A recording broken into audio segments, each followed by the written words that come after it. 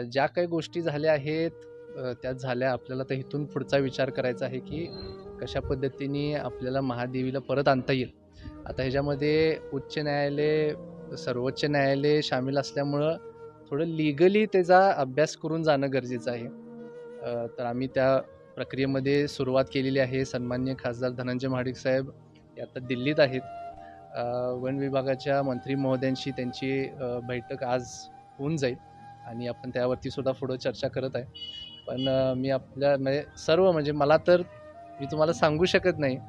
मला संपूर्ण महाराष्ट्रात नाही, देशात नाही, मला इंटरनॅशनल कॉल झाले होते. म्हणजे माझे काही आता सोशल मीडियाच्या माध्यमातून फॉलोअर्स आहेत. मला बाहेर देशातून फोन आले होते, की काही पण करा, पण महादेवीला तुम्ही परत आणायला लागते आणि ह्या सर्व लोकांचे जे विचार होते, त्या विचारांची ओढ मला इथं घेऊन आलेली आहे आणि इथून पुढं आता त्या तिला इथं घरी आणण्यासाठी जे काय करायला लागते ते आम्ही करणार.